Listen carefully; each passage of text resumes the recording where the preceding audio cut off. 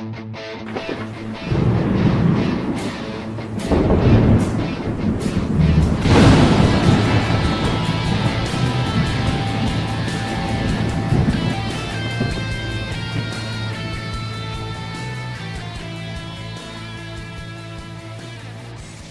out there. Welcome to the No Shit Cast. I'm your host, Matt Frazier. Today, Friday, December 8th, 2017. My co-host tonight, Eric Smith. Welcome back to the show, Eric. Good evening. So we got some interesting stuff going on, right? We just went live on YouTube. Yeah.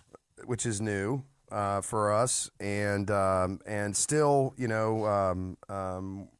putting together everything we need for the web page and things like that.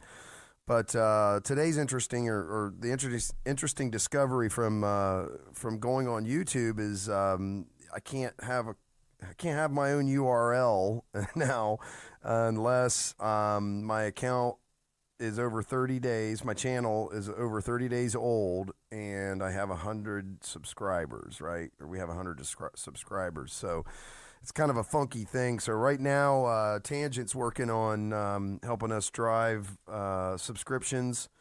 And again, just killing it like he always does. The guy's an animal. Yep. I mean, I get so many messages from him. And it's like, holy shit, what's he want now? No, I'm kidding, Tangent. We love it. We're glad you're there for us, man. It's crazy how much he works for us. Yeah. And we can be pretty thankless, I suppose, to work with or work for. I don't know. I probably am. I'm pretty aloof of all this. I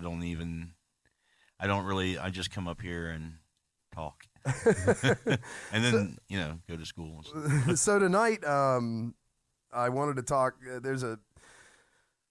Eric and I both have a show that we enjoy, and probably for the same reasons. And it's a fairly popular show. I mean, it's been around for like 12 or 14 seasons right now. 12 at least, right? yeah. The show's I think it's on its 13th. The show's Ancient Aliens, okay? And I don't like the show because I think that there's going to be, an event where aliens, land on Earth, and we're all like, hey, see, it's all about aliens, or anything like that. What I like about the show, though, is that it takes, they take film crews and stuff to places that normally you may not ever hear about, but because they can sensationalize it in some way with, being connected to aliens and things like that, or ancient aliens or whatever, it's almost like they can get this information, or at least expose people to places like these ancient sites. I'm sure a lot of places the visitation has increased because of the reputed things that have happened at that spot, concerning ancient aliens. Well, I never had any desire to go to Peru. I have to go and see the Nazca lines, right? Just to see them. But, I mean, right, but because of that, and places like where's Puma Punku and these old, like, they're really, really freaking interesting places. Oh yeah, there's the pyramids that they built and stuff like that. Not that's a whole nother, the Egyptian pyramids, but the pyramids in South America and stuff.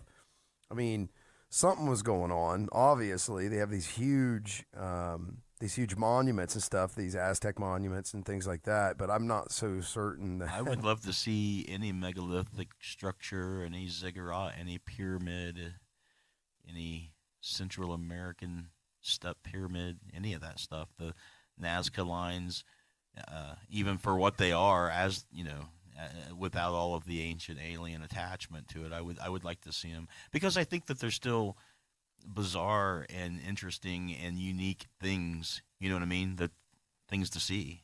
Well, yeah, they're amazing in and of themselves. Yeah. And it's sad, right, that you have to almost sensationalize these places with some sort of, like. But it's okay. They probably were from the beginning anyway.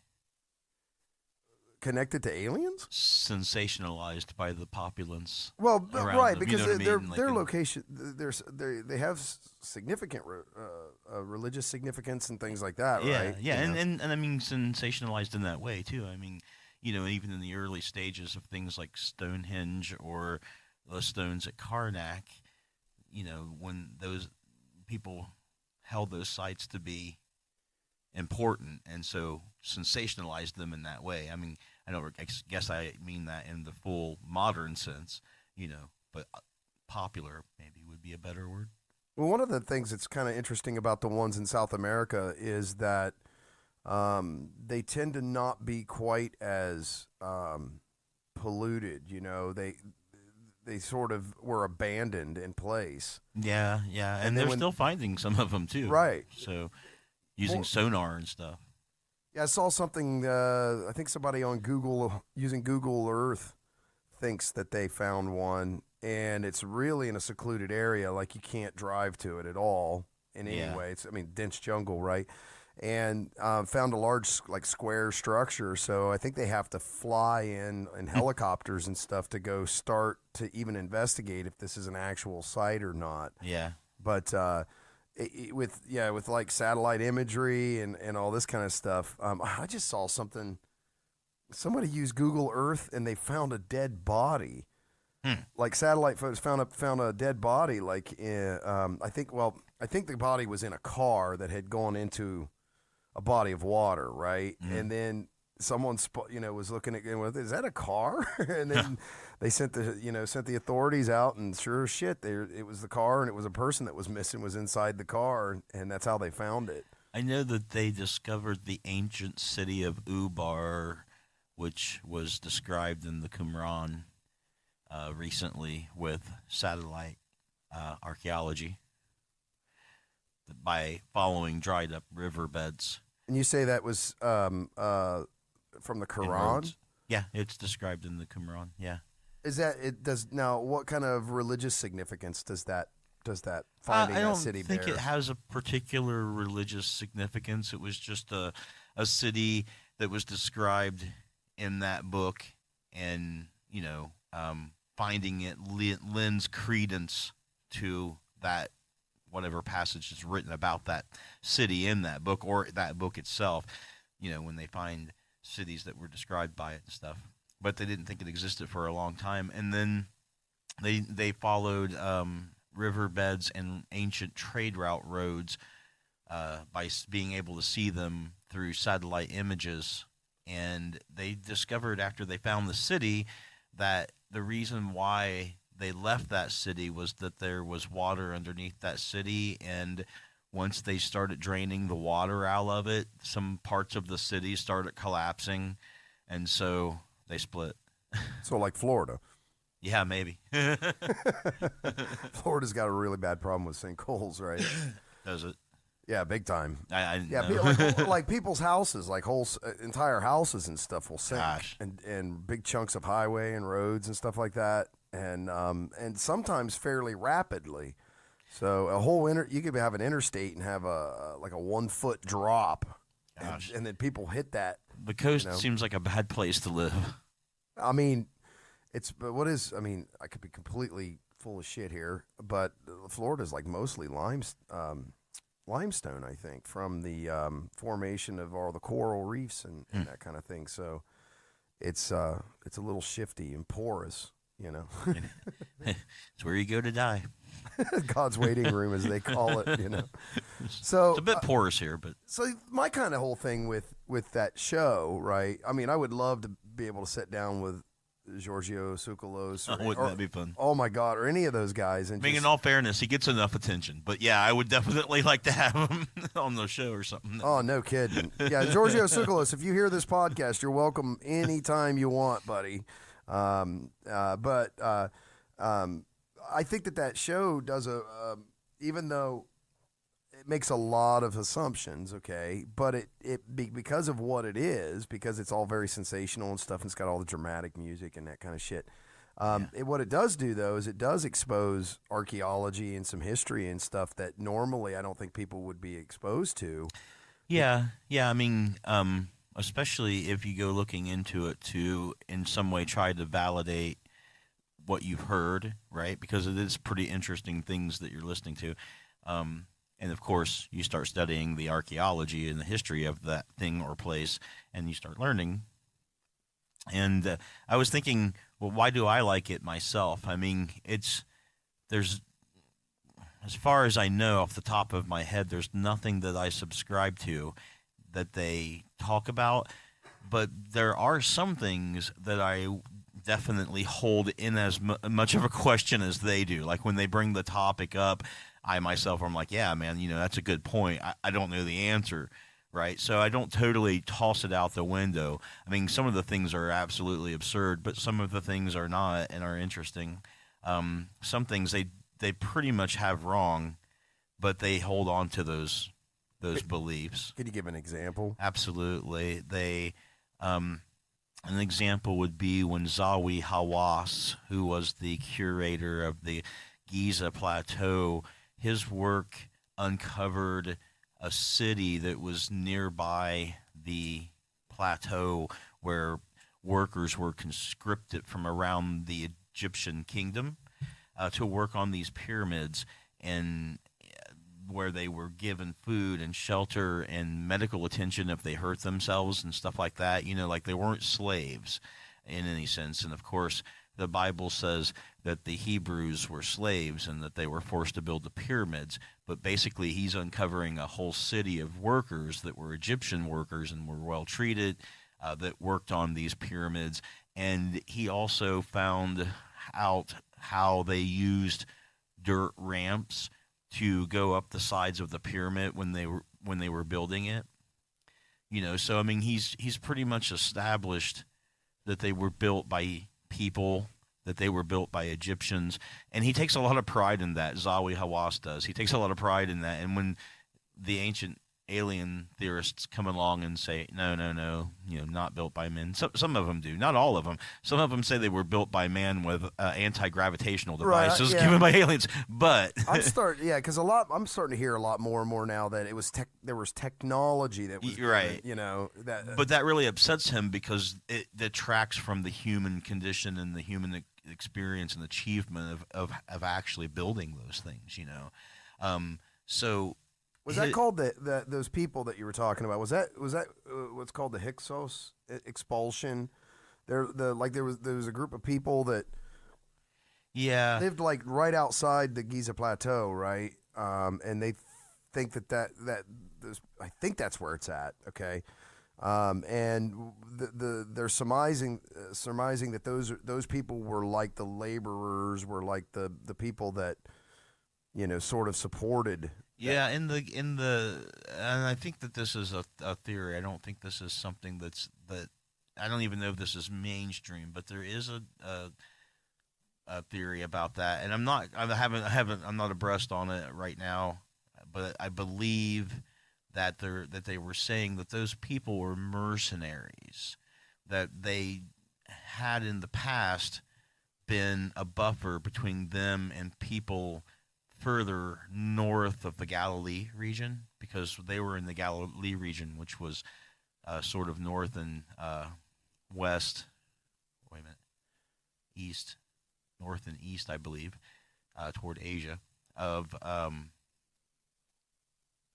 Egypt, and I believe they used them as mercenaries, and that's who they were referring to. But I don't really know.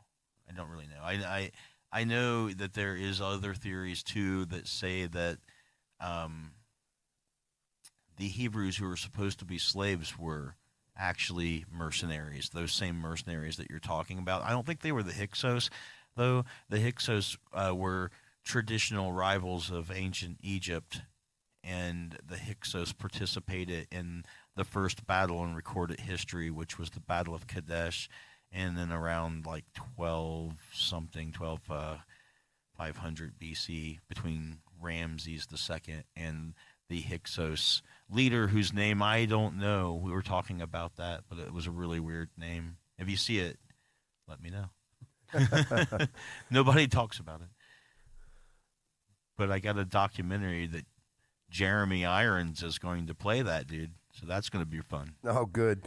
So you don't feel... You feel then that detracts from he does. Zawi Hawass does, which is why he gets upset about that. But so I mean that's just the guy.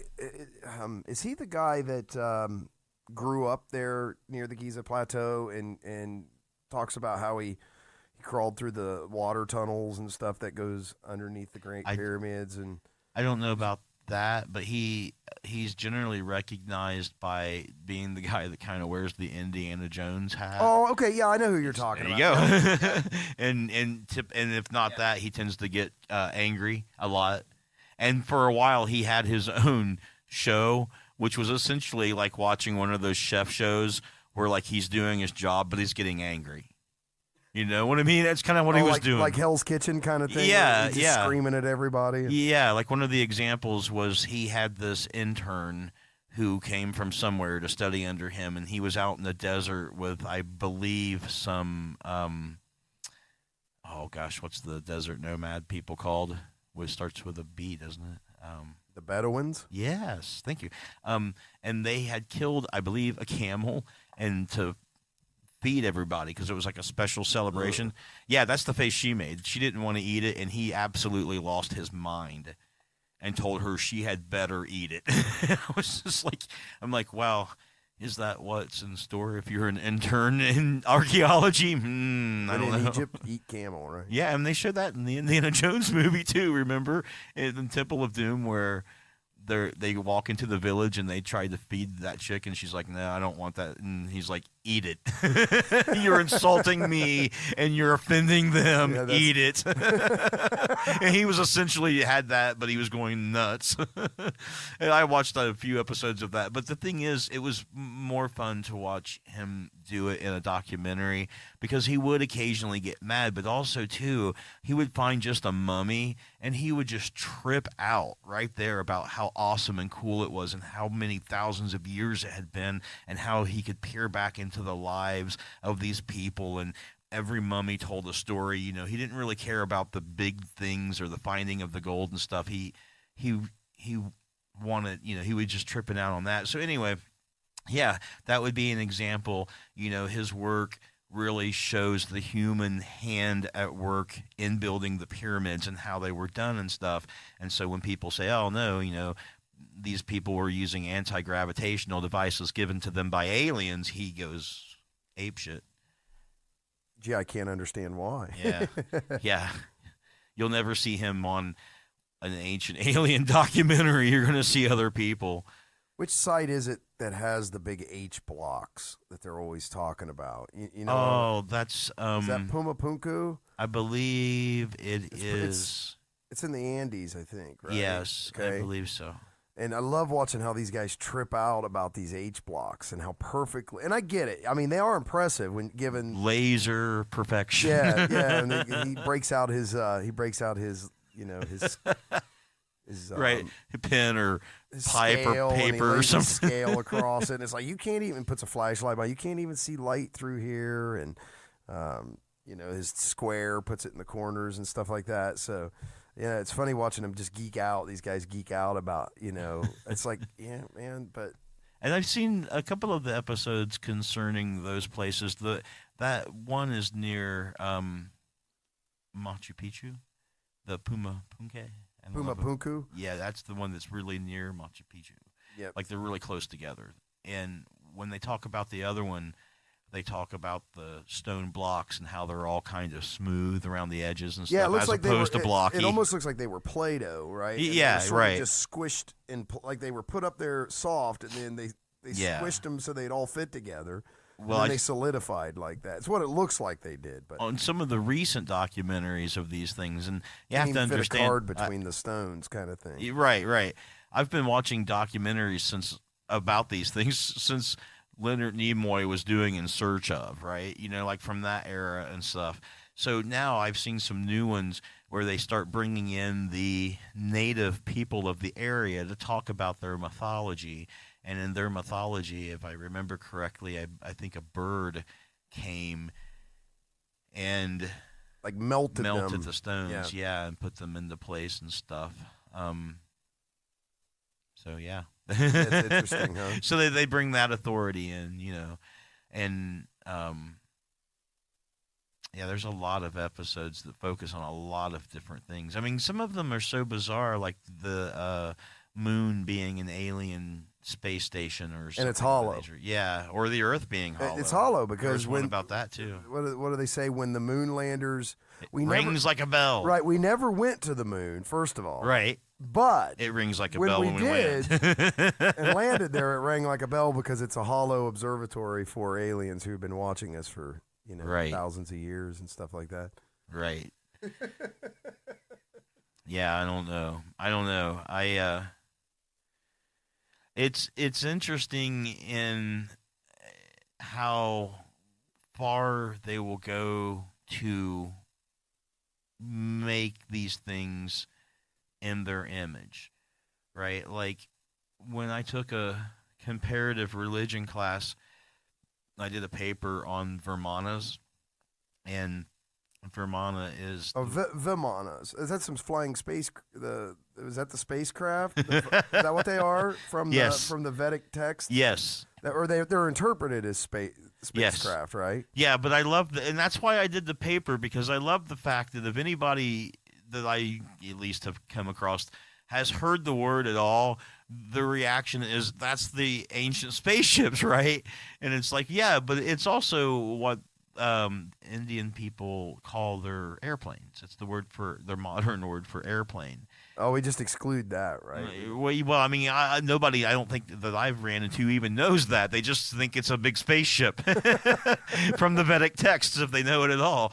So I thought it would be good to do a paper on it. And so here's another example of this. So first, I guess I should say that if you were to watch the episode of Ancient Aliens that does talk about the Vedic texts and the Vermanas and that kind of thing, it really does go into detail about how they describe spaceships, and that these spaceships had weapons that were like nuclear weapons and rays and things like that, and how they flew around with the gods and they warred against each other.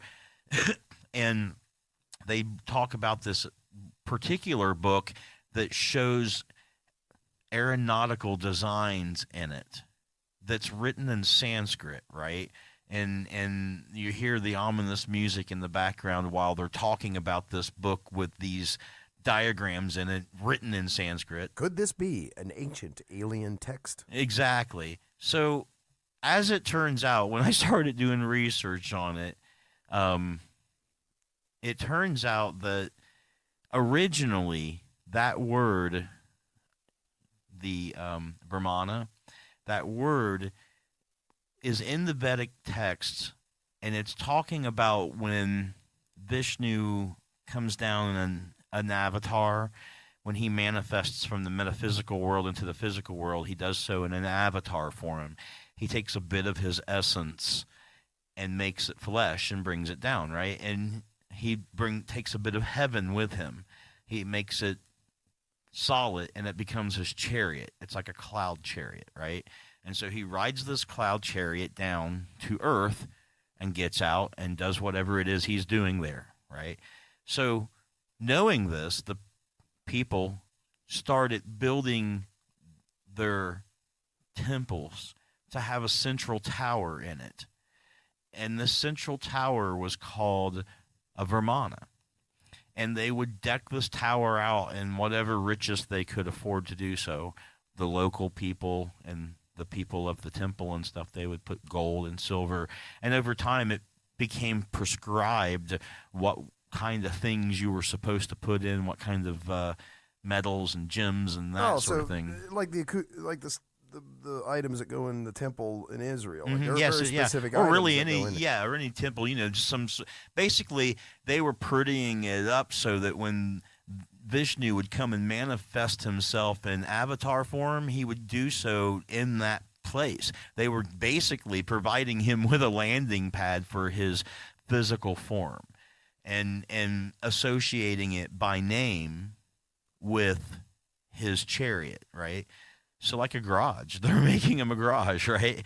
And over time, the Ottomans eventually came in and destroyed all of the examples of these temples in the south, but you can still see them in the north, which is why you know that they're older than the ones you see in the south. And over time, people started calling their airplanes Vermanas.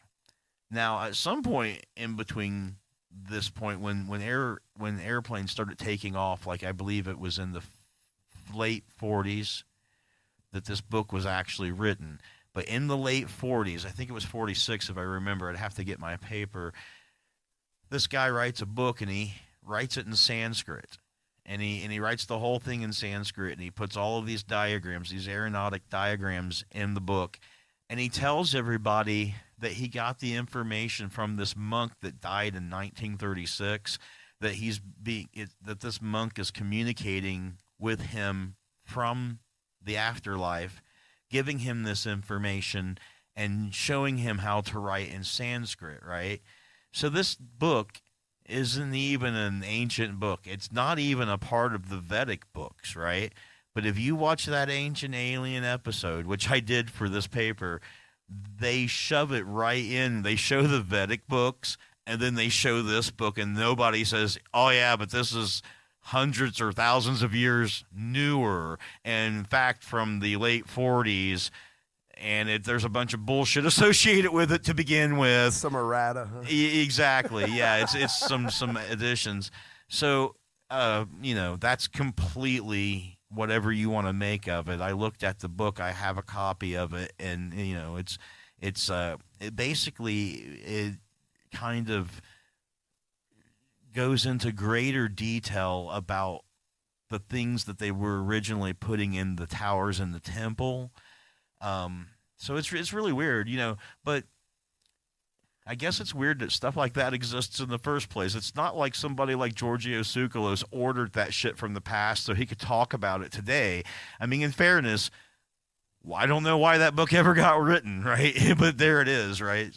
Well, so, it was because a monk was relaying the information from the. Didn't you listen to the guy? I mean, it's pretty clear where that came from. He's just reporting facts. I didn't really listen. Well, I was down in Florida for my honeymoon, or my, not just my honeymoon, my wife and I's honeymoon. And while we were down there, next one will be just me though. We went to Coral Castle. Which is like a sort of a place you can go to in the United States. It's got, yeah. And it was, I tell you, man, I mean, I was totally fanboy. I like I said, I'm a huge Ancient Aliens fanboy, okay? But I don't necessarily believe in their assumptions, right? But so things like that, though, places like Coral Castle, I mean, if you haven't been, it's an amazing. I haven't, but I would like to see it. It's that American Stonehenge. It's amazing inside. The way the whole thing is constructed. The guy that built it was, just an eccentric genius of some sort. Anyway. Yeah, and you were saying that nobody ever seen how he brought his materials off the truck and set it up. That's sort of the legend. The legend that surrounds, or the lore that surrounds it, is that nobody knows how he actually built it. And not only did he build it, but then he took it apart, put it on flatbed trucks that he had moved, right? But no one saw how he put all these pieces of this thing on these flatbed trucks, and then he moved it and then reassembled it without anybody getting pictures of him doing it. And there is one photo, like when you go in, there's a famous photo of there's a large tripod. It looks like it's built out of telephone poles, and there's some sort of black box at the top of it that has like chain falls coming out of it, right? And so that's where the anti-gravity mechanism was hidden, was inside that thing. But what's really trippy about Coral Castle is when you go there, like the guy was really messing around with a lot of interesting stuff, like electromagnetism and things like that. Like he created his own. It's made out of concrete and horseshoe magnets, like this wheel. There was these large inductors, and he would wear these there's pictures of him demoing this stuff where he wore these like really large black rubber gloves and stuff. So it had a really had a kind of a Dr. Frankenstein feel to the whole thing. So you sort of have this guy on that side who's sort of dicking around with this stuff, and they have the pieces, or what's left of them. So it's there. So he was doing it. So then they make this jump that, these things that he was doing with electromagnetism, he actually discovered some anti-gravity system or something like that. And then that's actually how he built Coral Castle. But we know that that's definitely not what happened, because if he had anti-gravity, man, I mean, there's so much he could have used it for, so much money he could have made. Why this weird charade of building some weird structure and never showing anybody that you got the anti-gravity thing? You know what I mean? Like it's what comes to my mind, dude, is I don't know if I showed you this or not, but there's a video going around on YouTube, and it's this guy moving like these giant blocks, like megalithic sized blocks with just a pivot and like a fulcrum point, right? Just a small block that he puts in, and he uses a stick or something to leverage it up, and he puts it right on the balance point where it will just spin around and moves things like pretty effortlessly with no tools. I've seen those. Yeah. Like he built himself like a concrete Stonehenge. In his backyard. Yeah. I mean, that's and he did it. And he did it with no. I think he used like a backhoe to dig the pits that the blocks went in, but actually moving and manipulating and the blocks was done completely by hand. Yeah, I mean, it feels like the guy had some trick like that, right? Like something that if someone found out, everyone could replicate, right? Nothing special, just something tricky, right? I mean, at least that's Occam's razor, right? That's the likely possibility, since we know that exists, and we've yet to see any fallout from any kind of anti-gravity device. I mean, even from the time when they're talking about it in the ancient Egyptian times, I mean, that stuff wouldn't go away. They wouldn't stop using it. Why do you think there isn't more documentation? Okay, so if you're going to build this giant ass pyramid out in the middle of the desert, well, it wasn't the desert at the time, right? It was a very fertile area. But if you're going to build these giant ass monuments, how come that isn't documented somehow? Because that would be a monumental, that would, no joke, monumental effort, right? It would be a massive effort to pull this off with resources and manpower. I think that there's some documentation of it. There's no... But they never explain, there's not like, hey, we found the papyrus. You mean like a how-to? Yeah, that goes, right, okay, here's right. how you build the ramp. Where are the plans and shit for this stuff? There's a couple of possibilities. First of all... Or do you think maybe it was destroyed for security? No, I don't think it would have been destroyed, because there's the evolution of pyramids shows that this is something that they were working on for a long time. Pyramids started off as these things called mastabas. Do you know what those are? Nope. Mastabas are burial cubes. They are vaguely rectangular shape, and mastaba is the Arabic word for bench. So, they're like a rectangle, and you could sit down on it like it was a step, right? And originally, the Egyptians started piling these up together and then putting some the opposite way on top. And so the very first pyramids that were built out of these mastabas, right? So they were originally just using mastabas. Then they started stacking mastabas on top of each other, and then they started making that on a grander scale, making step pyramids. And then they upgraded to making smooth-sided pyramids. And the first one that they did, I said one in a weird way, kind of like whip. Anyway, they made, yeah, I know, right? They made one in a weird way. And it didn't work out. They had the angle incorrect, and it's called the bent pyramid now. And you can see where they just fucked up the math, the angle and stuff. And so somebody's getting fired. Right nearby, they start another one, and this one looks better. It's the red pyramid. And then once they got that perfected, they made a whole lot of them, and a lot of them were smaller and stuff. Yeah, so a lot of people don't know that. Those pyramids go all the way up and down through that Nile area, right? There's bunches of them. Yeah, hundreds, I think. Probably more than we actually know. I mean, we find them occasionally. So there were a lot. I would say there is at least. It's been a long time since I've looked at a map. I would say there's at least 25, if not upwards to 75 or 100, maybe more. I can't remember. Of differing sizes. Yeah, and differing shapes too, right? They're not all that same geometry. Yeah, some of them were pretty elongated, almost into obelisk type designs, and so. You can see the history of these things as they designed them, made them bigger, the technology increased and stuff. So, there's a clear development here. It's not like somebody just came down and said, here's some anti-gravity devices, start moving big blocks, right? You can see the quarries and stuff and a lot of it was in Aswan, the city of Aswan. A lot of the blocks for the pyramids were carved there and stuff, and you can see some of them where they were carving them and they made them too big and they collapsed under their own weight before they were able to free them completely from the earth. And some of them are still on the ground. Where they didn't finish. Yeah, they just abandoned it in place. Mm-hmm. Yep, because they just fucked it up and went on to something else. That's like you said, maybe somebody got in trouble, but they just moved on. And they've also discovered some things about how smooth they were able to make some of the surfaces and some of the measurements and stuff.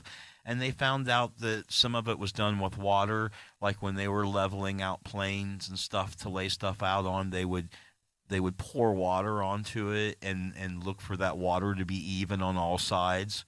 Right. And if not, they would do what was necessary to make it so. Make the adjustments. Yeah. And then, the ancient aliens will point things like that out and say, obviously they had to have like laser equipment to be able to line these things up to the cardinal directions and to get them flat on a plane surface. And they don't, because you can use a pendulum in the stars to line up those cardinal directions that accurately.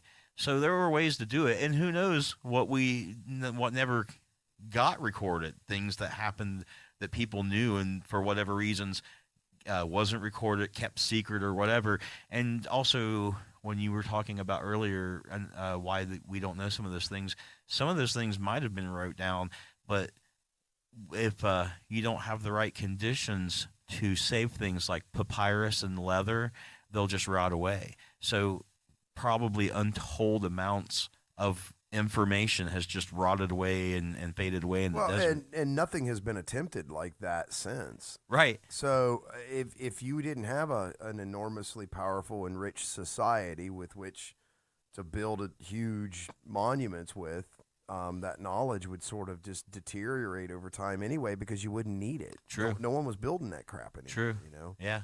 That's the same thing like when we were talking about the fall of the Roman Empire.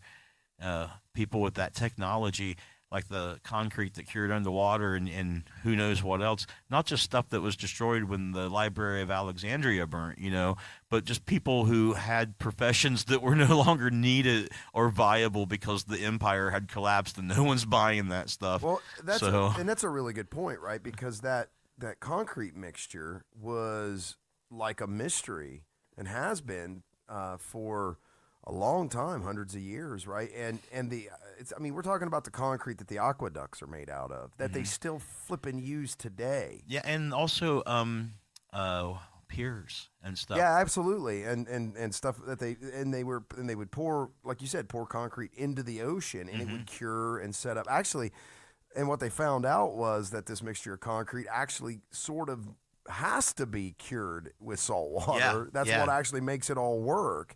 Is the crystalline structure of the salt crystals from the salt water in the mixture. But yeah, it's kind of funny because there was a knowledge or an understanding that was had hundreds of years ago, centuries ago, and we're just now sort of rediscovering what that formula was, what that recipe was, and they're going to start using it again. And who knows, there may have been a guy that knew what that was, but nobody was buying. So he changed professions. Maybe all the people that knew that changed into some other profession.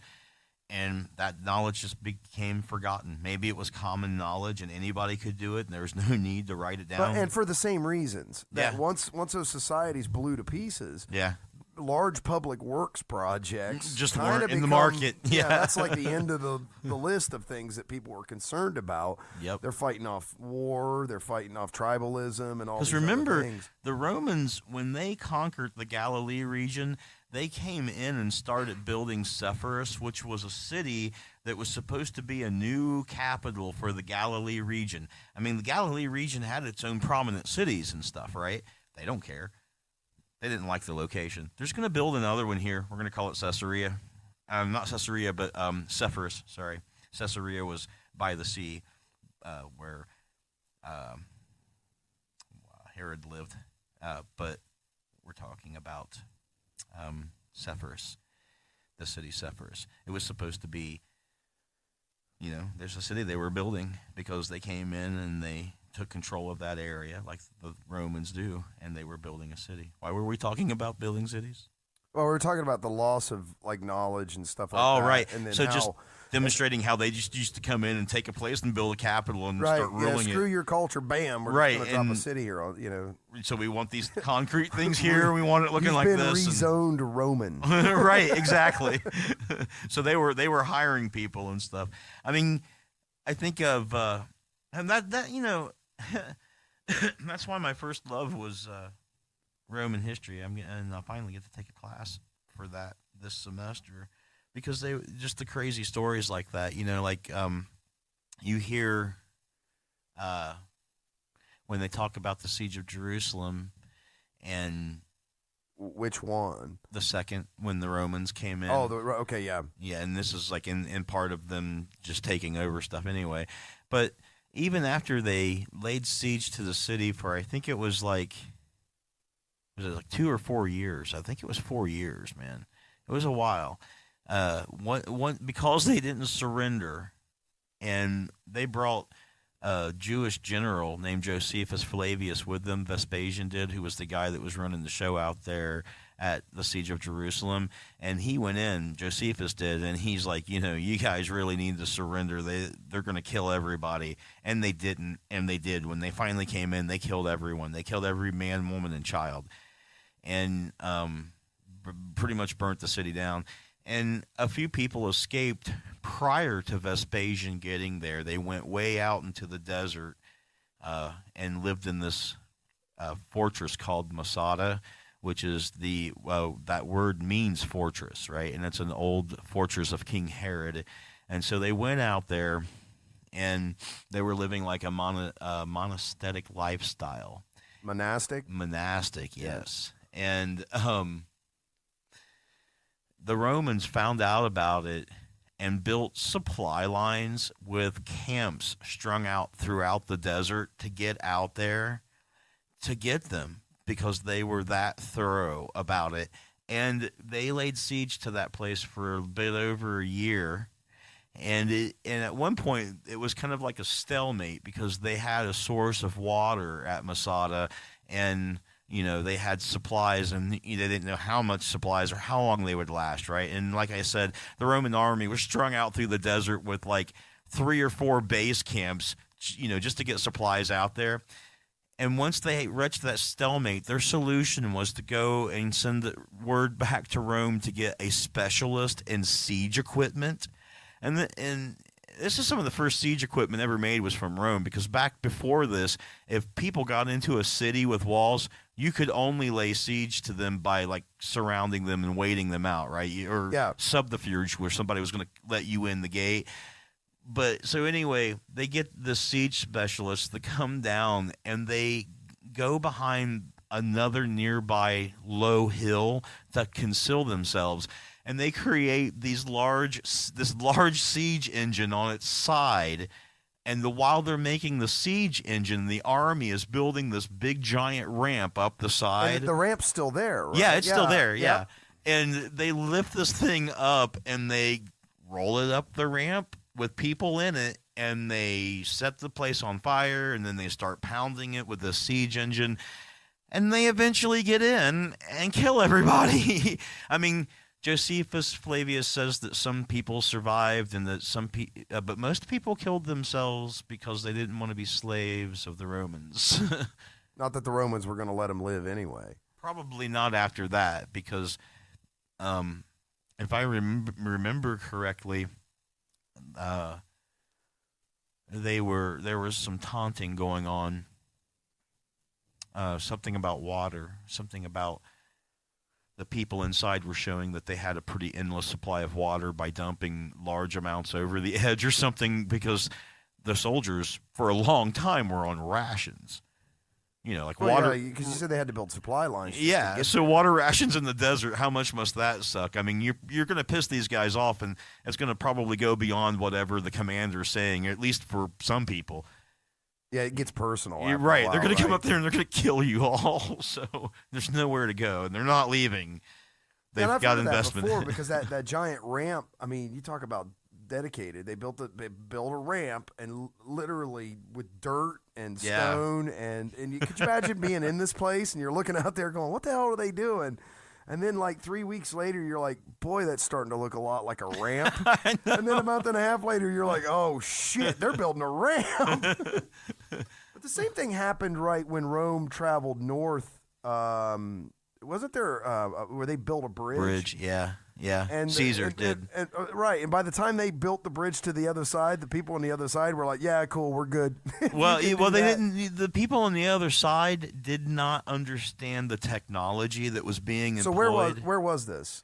This is in Gaul. This is when Caesar was conquesting Which Gaul. is where today? Modern day Germany. Okay. And this was in and around 52 to 55 BC, right? So in that area, and if I remember correctly, and they didn't understand the technology, right? They seen the Gauls didn't, obviously. Right? Yeah. The Celts they were watching this bridge being built, and they didn't understand what it was. They didn't know what it was for. They'd never seen anything like it, and in my mind, I like to compare it to like Future Shock, or like what it might be like if aliens were to land. Like these people with a highly superior technology is suddenly at your doorstep. It wouldn't be that much different than some sort of an advanced species landing in your city. What do you do? Like, I don't even know what they're doing. I don't know what they're deploying. I don't know what the point is. Or like watch the beginning of the movie Gladiator, right? Where they've got all the Gauls out there lined up in the kind of a chaotic line that goes through the forest, and they've all got furs and pelts and bardaches and stuff. And then on the other side, the Romans are lined up in an orderly fashion using particular tactics that's been developed by generals in the military that they support. And they've got siege equipment, and they've got scorpions, and they've got trebuchets, and they've got catapults, and they've got a fire arrow squad, and they've got early cavalry, and they've got trained dogs. The Celts or the Gauls had no idea. They probably didn't even know what hit them. They didn't. They had no idea what was happening. They didn't work in any of those ways. They didn't have any of that equipment, any of that knowledge. So, that's how advanced. In a way, that's almost like Moore's Law for Rome, right? They became so advanced that the people around them hadn't a clue what they were doing. Well, in that time, too, distance was a big deal. It could separate societies tremendously, right? But this happened in China and stuff too, where they had walled themselves off. I shouldn't say just them, but societies that had walled themselves off, so to speak. And then ultimately their need for isolation is what ends up kind of becoming their undoing, because they put themselves at such a technological disadvantage because they won't trade, because they won't learn and adapt and evolve with the rest of society, right? So I think there were times in China where armies were clashing. Some of them had rifles and some of them had bows and arrows. Yeah, you can see. And you can imagine how that went. You can see that on The Last Samurai with Tom Cruise. That movie does a really good job of showing. Speaking of aliens, yes, or friends of aliens. Dude, I've got the card. Look, I'm friends of aliens. We shouldn't. That's the last thing we need. What, Tom Cruise? No, the Scientologists coming after us. See, you're worried about Scientologists. I'm worried about Tom Cruise. I've seen the movies. But yeah, there's instances in recorded throughout history, right, where you've had societies clash with each other. That was the big thing for a while for the Egyptians was. I was just going to say the earliest ones I can recollect is the Egyptians. They had copper weapons, maces, and things, and the people around them started developing bronze weapons, which was significantly stronger and held an edge and could in some cases cut right through copper weapons. And the Egyptians fell behind in that arms race because they were so protected. To their east, they have these large mountains, and right past the mountains is the Persian Gulf, and then pretty much desert past that. And then to the west, they have desert, the western deserts that stretch out into the Sahara Desert. And then to the south, there's not much civilization at that time. A lot of jungle and tribal civilizations in Kush down there. And then to the north, they had that buffer that we had talked about earlier, that buffer of the Israelites that were sort of like mercenaries. And then past that was their traditional sort of enemies, the Hyksos and stuff. But yeah, because they had all that protection, they didn't war a whole lot. It took a lot of resources for anyone to get to where they were anyway. And when they did, they weren't at full strength. So it's kind of an interesting, right? There's an interesting lesson there because they were so geographically protected, as a society, they didn't have to invest as much into militarization. So the rest of their society progressed very, very rapidly into extravagant levels, right? Yeah, in an interesting to the point ways. where they built some of the largest monuments still today in the world, okay? Yeah. But but because they didn't spend any time, they sort of underdeveloped that when they did finally meet a mobile opponent who could get to them, they were completely outgunned. Right? Yeah, they weren't counting on that sort of aggression going on. Other places had that kind of aggression for quite a while because there were other people around them nearby that they had to compete with. They weren't as in the boondocks, as it were, as the Egyptian people were. So another interesting thing about that is the things that they did with their time. Like at the university, one of the things that I've found out that I didn't know prior to going there, because a lot of this stuff I'm just interested in, right? And I researched it. But I took a class on Egyptian history, ancient Egyptian history, and a class on mythology, ritual, and symbolism. And we were reading about and talking about the Egyptians and how they approached religion. And they had this really weird view of religion that's different from how we view religion. You mean we, the Western yes. world? Okay. Yeah. When we view religion, it's like, especially in the Western, it's like a bargaining situation, right? Where if you do enough good, you get into heaven. If you do too much sin, you go to hell. And you try to bargain your way into doing good things. Like people will have indulgences or do good deeds or charity, and there's a lot of it in the Bible, like when Lot is arguing with God about the number of people to find in the city that's good, things like that. But the Egyptians, when they did things religiously, they did it to keep their universe running. Religion for them was maintenance to their universe. The rituals they performed, the prayers that they said, and the reasons why they did the things that they did was because they felt if they didn't, that the universe would break down, and that the gods depended upon their help along with what the gods did to continue to keep the universe running. And then the gods did the same thing. It was like a balance, almost like a balance thing for them then, right? Like they had to maintain a... No, I don't know if it's a balance. I mean, there are certain things they had to do, and I don't know if they perceived that as a balance or just things they had to do. it's only the Abrahamic religions primarily, right, that have that there's a definite, like an Armageddon or an end. Yeah, Most that's of the other that's world cultures, their religions were very everything was just cyclical, and it sort of just went on forever. Well, including the Mayans, by the way. Not just the Abraham 2012 stuff. religions. It's all Western apocalyptic religions. I mean, there were the Asian religions, if you include India in that, is like the cyclic religions where the idea is to be reincarnated over and over again, and what you do in this life affects the next. So you chill out and do good deeds in this life and hope to have a better life, right? But in the other religions, which include the Abrahamic, how's that? How'd you say that? Abrahamic religion,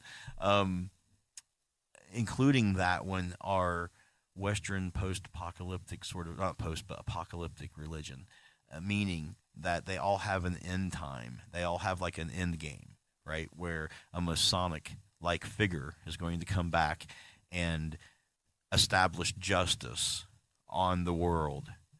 And that's going to be bad news for most concerned. Yeah, and fix all the wrongs that have ever been done. And if you happen to have the right... if you happen to be part of the right religion, right, the right group of people, you're in. Then you're in, right? but the trick is figuring out, which team. yeah. The and constantly people are writing holy texts in these periods, hiding them away, like the scrolls found at the caves of Qumran, I think in 1946. That's the Dead Sea Scrolls. Yeah, you're talking about. Yeah, the Nag Hammadi Library, which was recently in the news. That was scrolls that were hidden away that were found, and I believe in both of those cases, those were scrolls that were hidden away that were deviations from what was going on in Jerusalem at that time. Like the people that went out to Qumran that made the Dead Sea Scrolls, they went out there because they didn't agree with the rest of the Sadducees and Pharisees that were in Jerusalem. Those were the Gnostics, right? They were a branch of the Gnostics, yeah. Okay. Yeah, but if I understand it correctly, Gnosticism is based on the Greek term wisdom, nous, and it's any time that the religion is talking about the God aspect being in you as opposed to being external.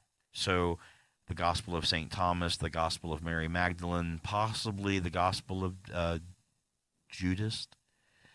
I think that I'm not sure if the Dead Sea Scrolls are a Gnostic gospel or not. But the Dead Sea Scrolls do talk about an end time where there's going to be two messianic figures. One is going to be a David-like figure, like a warrior, and the other one's going to be, I believe, more like a Christ-like figure. So even the Gnostics, though, sort of subscribe to this end-time prophecy type stuff, right? Well, that's what I'm saying. I'm not sure if they were a Gnostic branch. I'm not sure. I believe they were the Essenes. Some people say the Assassins were the Essenes. But I can't remember if they were a Gnostic branch. They might have been. But I don't think typically that Gnostic religions believe in an end time in quite that way. But Paul was the first writer in the New Testament, and he was writing to churches that he had started about the end times and stuff too. I mean, that was a part of the Christian beginnings too. He really preached that a lot. Paul did. He preached that God was going to come within his lifetime and establish his order on the world. You know what we need to do? No. We need to get like a priest to come on the show, like a rabbi. I know. I want to go try to get a hold of a priest tomorrow. Oh, really? Yeah, I'm going to try to. I just don't know if I should try to call somebody from Columbus or somebody that's local. I feel like there's going to be a difference, but I'm not sure what that difference is. The Archdiocese up in Columbus or something. Seriously? I don't. Is it? I don't know. There's something out in Canal Winchester, which is this place that's nearby, like 4 or 5 miles from here. Canal Winchester. Mm-hmm. Lithopolis. Sorry, a small little village called Lithopolis, not that far from here, 5 or 6 miles. There's some kind of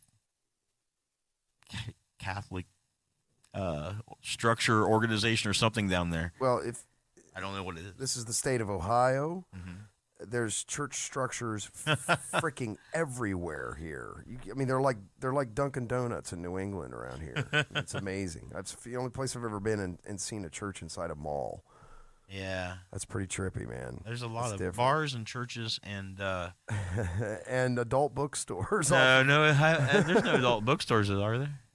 In Ohio? Oh, I thought you. Holy cow! I thought you They're meant in this- everywhere in Ohio. Oh, okay. I thought you just Like meant in the city here. Every major intersection. Oh, really? Interstate intersection in Ohio has an adult bookstore. I was like, wow. I swear, I mean, this is completely just my observations, right?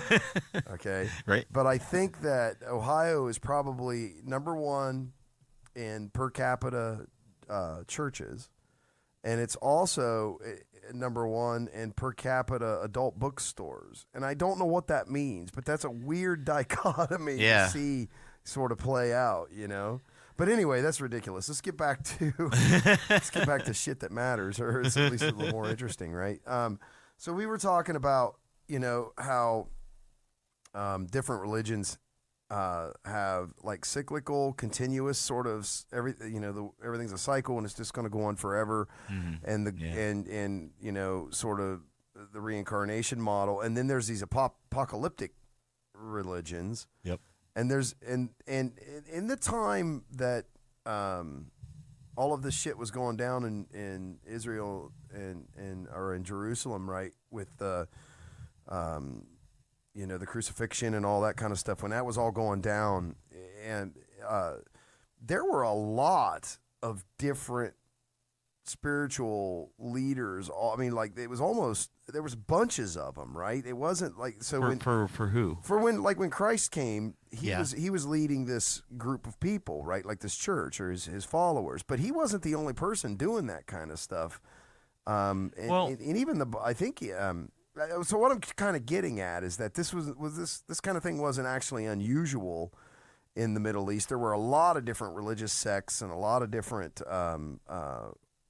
you know, groups that existed in that area, right? Well, there was only one religion, at least if you were talking about the Galilee area and Jerusalem and those people, right? They only had one religion. Well, the Judaism. Judaism. Yeah, but there were like there's a lot of like they would argue about it, right? It's not like the Protestant. These are theological differences, and they sort of broke up into sects of that same religion. But still right? closer knit than the Protestants were when they had their Reformation off of the Catholic Church. Like, they weren't as radically different, but the differences that there were fought over tooth and nail, and so there were separate groups. I mean, generally, though, they stayed in the city and they argued, and from a distance, they could all be considered Jews, right? And they would all agree at the end of the day that they were, right? And that's just something they do. When Jewish people have their bar mitzvahs at 12, they start studying the Bible. So it's kind of incumbent upon them. Well, they study the Torah. Well, that's their Torah, Bible, right? The Torah, yeah. So, you know, this is like healthy for them to do, right? They're debating, right? But sometimes there were the people like the ones that went out to Qumran, and they're like, man, you know, we can't take any more of this, and we have to say that we're not the same as you, and we're going to move out and establish our own situation, right? Like, that didn't happen as often. There wasn't as much of that going on. But there were disagreements on the interpretation of Scripture and things like that, and dogma and stuff, and there were people who fell into one group or another, but it wasn't like at the end of the day they weren't all celebrating the same holidays and didn't know the majority of the rules that were that were undebatable, right? But occasionally there would be a group of people like this that would splinter off, but there weren't a lot of them. In the time around the crucifixion, when Rome was there was a lot of dissent in the area. There was a lot of people hanging out in groups like Judas Iscariot. The name Iscariot means dagger, and that was a group of people in that area that had formed together to be like a rebel alliance against the Romans who were coming in and invading them. And remember, the Romans are pagan people, and they deify their emperors at this time, so their culture is not compatible. the same. Yeah, it's not. It's offensive. Yep. So there were people who were banding together in different groups. A lot of those people hanging out on the outskirts and the hinterlands, as it were, in caves, plotting how they were going to overthrow Pontius Pilate, who was the guy who had been put in charge of Jerusalem. Like same story, just over and over again. Well, I mean, yeah, I mean, probably to the Romans' point of view. Yep. And yeah, because Rome had been doing this in occupying countries. Yeah. I mean, that's sort of how they expanded, right? Right. Yeah, they had the phrase "quiet to the province and peace to Rome." Right. So they didn't take a lot of shit. Right. If you cause too much shit, like for instance, we were talking earlier about the city of Sepphoris. There was a revolt that occurred there. So you know what they did? They burnt the city down with people in it. It was all expendable. And just, to hell with it. Yep. Something else will build there and we'll be good, kind of thing. And we'll destroy Sort of the Rebel Alliance. Take a really long-term view of... well, it's like having the Death Star, isn't it? Like, well, we'll just destroy the planet. We really don't need that planet. Yeah, that's good. and the Romans, man, I mean, they really developed methodologies with which to control a people from crucifixion and all of these different... I mean, they had it down, right? They were really good and efficient at eliminating people. Well, a lot of armies had torture details attached to them. You know, so, and it wasn't like it was the Inquisition where they were going around torturing people trying to for a particular reason. They just had them there on hand as a tool. You know what I mean? Break glass if necessary. Right, right. Case of emergency, break glass. Now the thing though is it's what's really funny is even with that. I mean, and I can't think of for that time. I mean, a more brutal kind of control. That they had, right? I mean, like I said, they were sort of the best at it, and it still all fell apart, right? So it didn't even work for the Romans. Well, no, I mean, there was a lot of logistic reasons, and not just logistic reasons. Scholars still debate these things today. The various reasons and how. Because it isn't any one thing that led to the downfall not. Of Rome. But they'll debate which was the strongest thing, right? Like for me, the strongest thing is, to some extent, the loss of that nation state / empire feel, right? Because one of the problems that they had for sure, was that when they would go out and conquer these large swaths of area, right? And they would get lots of slaves and people, because these people, like we were talking about with the bridge and stuff, didn't know what was going on, man. And then they would get captured by the alien ship, so to speak, rounded up and made slaves, right? So it was like that. And the generals who would go out and do this, like, for example, Caesar, as a perfect example, he would control a lot of men.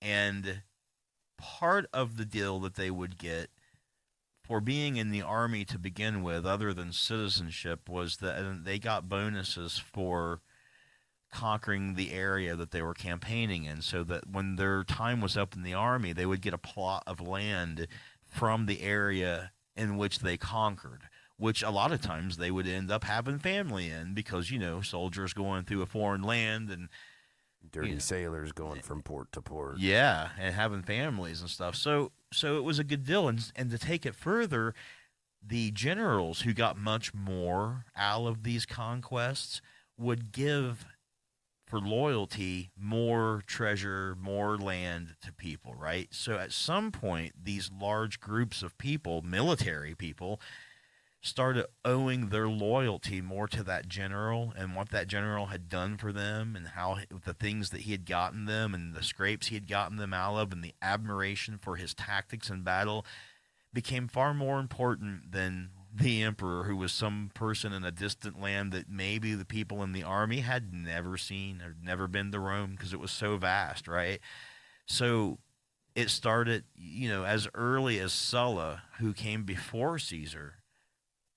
Generals got it in their head, the idea to march on Rome and take control and become a dictator.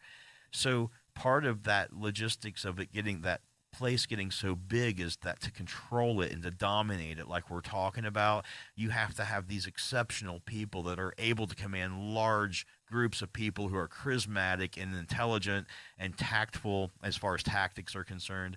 And those are dangerous people to have a lot of people having loyalty to. If they're not your friends, that could be a problem. And there were a lot of emperors who were assassinated by the military. And why were we talking about this exactly? There's a reason. No, we were just talking about how efficient Rome was. Oh, well, yeah, and what you felt made it was fall. One of the reasons, the primary reason it fell. Yeah, and then I guess I'm saying that would be one of the reasons, because they had problems all the way back to Sulla, and because of the problems that they had with Sulla, that's how the Praetorian Guard got made, like you see in the movies and stuff. The Emperor's Guard, they had to get like a special police force to police Rome and the emperor and the palace and stuff, because the regular army was getting so dangerous potentially with assassins and shit like that you needed your own police force. And of course, those people were never as seasoned as the people out there in the battlefields on the front, right? They were never, generally speaking, the equals of those people. The people that guard the city versus the people that are out taking cities. Yeah, right. It's two completely different sort of. And who would die for their leader, yeah, because he's led them through real battle, as opposed to, I'm supposed to die for the emperor, but I don't know, like, right, what's he done for you lately? Well, no, but yeah, the downfall of those great societies. I mean,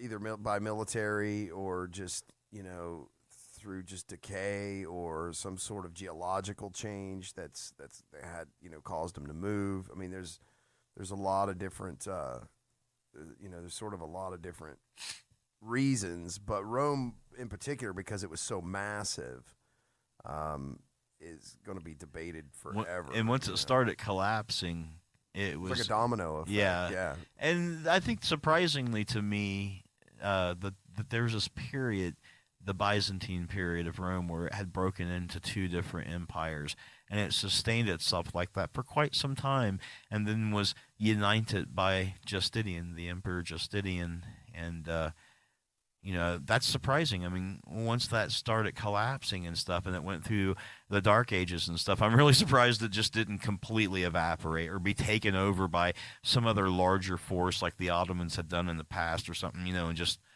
But no, it held on for a long time. It went through the Byzantine period, reunited again, made Christianity, after 300 years of persecution, the official religion of the empire. Right. So yeah, that's kind of interesting, in some small way, it's still around today with the city of Rome and stuff in Italy. It's not. It doesn't feel like it's completely gone. It'll never be what it was. Well, we hope. I guess. Well, life wasn't that bad under the empire if you were a citizen. Right, if you were a citizen, yeah. Yeah, one language, one set of papers, one set of currency, plenty of nice, good roads that no other places had. Yeah, water, bathrooms, way stations every so many miles that you could stop at and take a shit and get your horse water. Seriously, Huge seaports, with a sponge on a stick and a bucket of vinegar to wipe your butt with. That's what they had.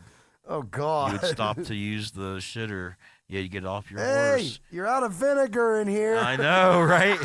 You got a clean sponge because there's no vinegar. And we're talking legit sponge here, not some synthetic thing made by Dow Chemical. This is some shit that they got out of the ocean. Going to the right. I got a barnacle-y sponge here, man. Right. Not having a good day. You know what my slaves do? What? They soften my sponges in the bathroom. God, man, it's amazing though. What they used to soak the garments in urine to get them white. I think. And could you? As we were talking about the phrase being so poor you don't have a pot to piss in, back in the ancient Roman times, they had these collective areas, these large areas where people could publicly pee, or you could pee in your own pot if you had one, and sell it to the people who cleaned clothes. They were like a dry cleaning place that would come and get your dirty clothes, take them and clean them and bring them back to you all smelling good and folded and clean. So they had like dry cleaning service. I love it. And they had anyway, so they would somehow distill this urine for the ammonia that was in it, and then they would use that ammonia to bleach the garments that were white, because white was a big status symbol for the upper society, because it was really hard to keep stuff clean, Understandably. And so then after they were bleached, they would dry them out, and then they would fold them and hang them and burn incense under them and make them smell good, and then they would bring them back to their owners and make money that way. So you could sell your urine to these people. Yeah, Rome was really progressive in a lot of ways, right? It had dry cleaning. It had food delivery. Well, really, one quick thing about urine before we go into any food. Yes, please. Let's explore urine more. Yeah, the ancient uses of urine, right? It's not a complete pod topic, but it's worth mentioning that the Romans brushed their teeth with human urine. Oh, God. But it was special urine that was imported from Belgium for reasons that nobody understands that I know of. Why it was that particular. Maybe it was the taste, maybe it was the cleaning efficiency, I don't know. But in the same fashion that they were cleaning their garments, they were using this to brush their teeth, and we've got examples of ancient Roman toothbrushes. 9 out of 10 dentists recommend Belgian urine to brush your teeth. Apparently, right? Oh.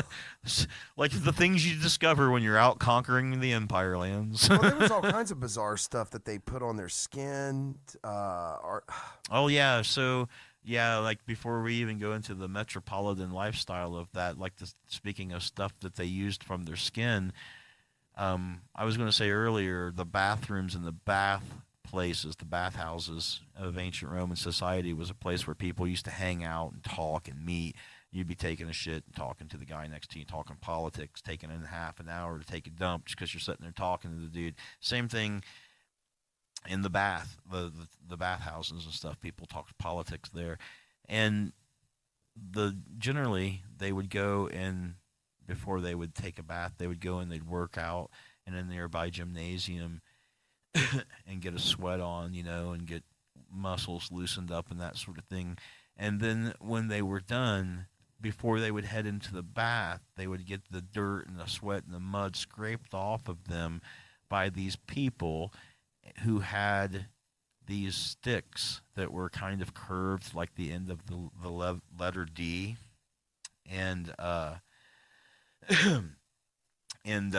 they would take the stuff that they would scrape off their skin and put them in bottles and then take them back to their apothecaries and make poultices out of them, which are like apothecaries are like drugstores, of the ancient times, and poultices are like healing balms. Like Jesus made a poultice for somebody in the Bible when he picked dirt up off the ground and spit in it and rubbed it together. That's like a poultice. So they would take the sweat and stuff and they would make a poultice out of it, and they would sell it to people who needed to have healing help with virility and things of that nature. And it was particularly prized if this came from like a general or someone who had gained clout of some sort, So then they would go hang out in the baths after that, And the baths were heated. They had heated baths. Um, and yeah, they had fast food places where you could walk down, and there was a variety, like 5 or 6 things that you could stop in and get, like dates or grain of different kinds, cereals and stuff, whatever they had.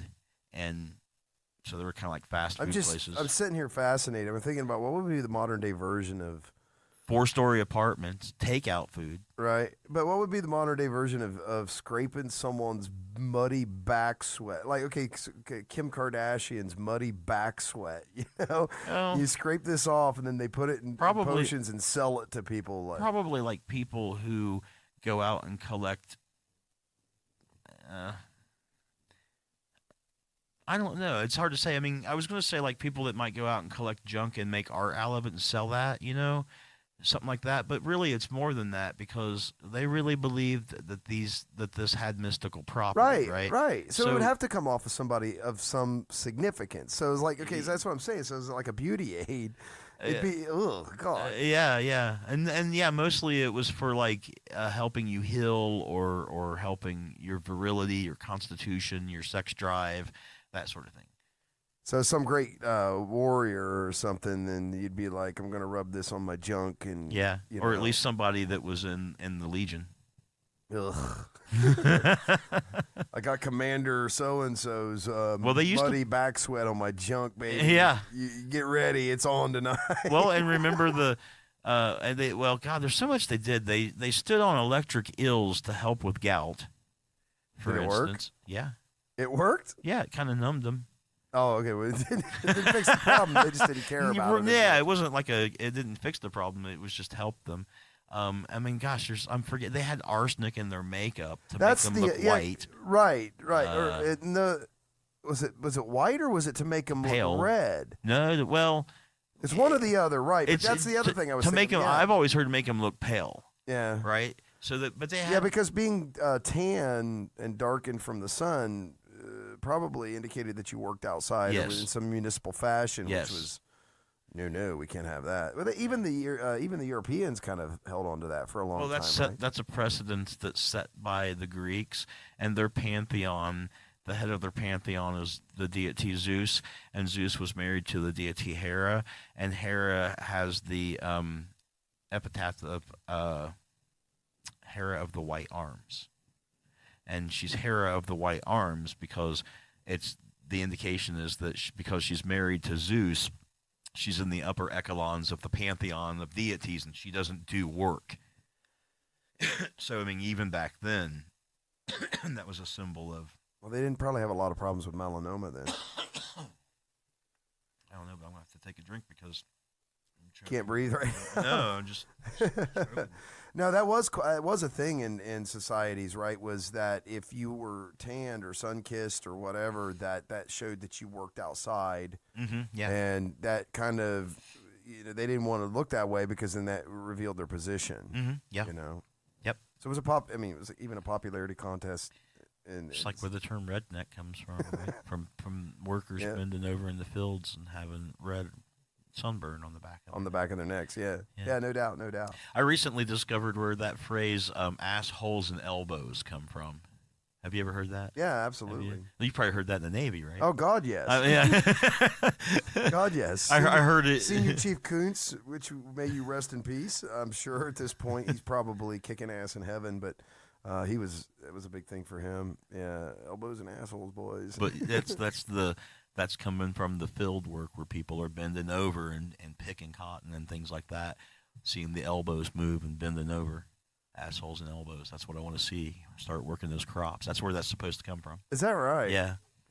Wow, that's interesting. Yeah, that's what I thought. At first I heard it, though, was in the movie Aliens. And sort of racist in a way, Holy cow.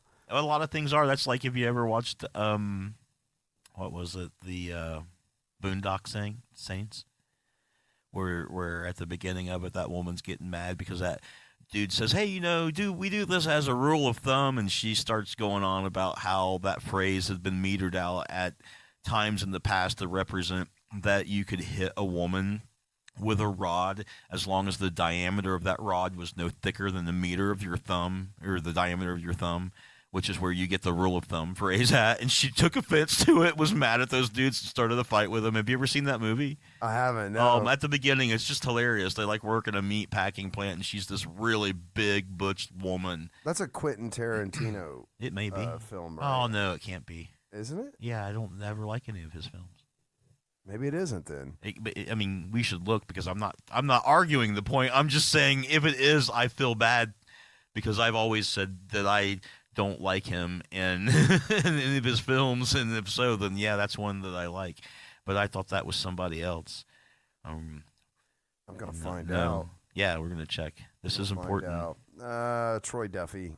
See, yep, nope. Because if it was Tarantino, it would suck. That's how I can tell. You know, it's funny. I've avoided this movie because forever I thought it was a Quentin Tarantino Oh no, it's film. just a good movie. I'm probably committing heresy. I know a lot of people love Quentin Tarantino stuff, right? I'm sure I am, but okay, but it's not something I've ever. I don't get it. You know, it's not. I don't dislike the guy. I'm not trying to.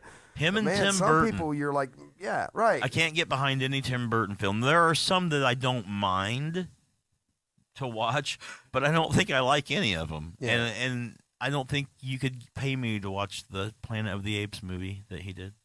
Yeah, I don't. Again. I mean, like, I don't do art film. Not saying that these are art film. I mean, there's stuff I just don't like, and I've watched. God, what was the big like art films? What was the big one?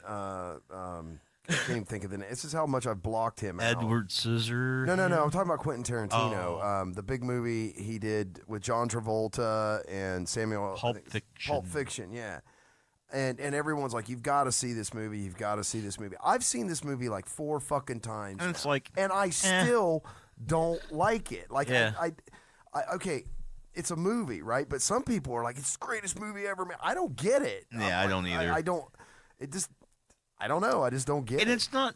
And I suppose if you watch this movie we're talking about here, The Boondock Saints, I think that you'll see that within that same kind of a genre that movie can be made a lot better. That it would hold your attention. I lived in New England for 20 years. This is in Boston. Yeah. How did I not see this? I don't know. Probably because you lived in Boston. Well, and that's how much I can't stand Quentin Tarantino. Even the right, you just yeah. That it might be his film. So no, now it's I'm gonna have film. to watch this movie because I've never seen it. It is. It's good. I don't know about the sequel. I haven't seen it, and I get the feeling it's probably not as good.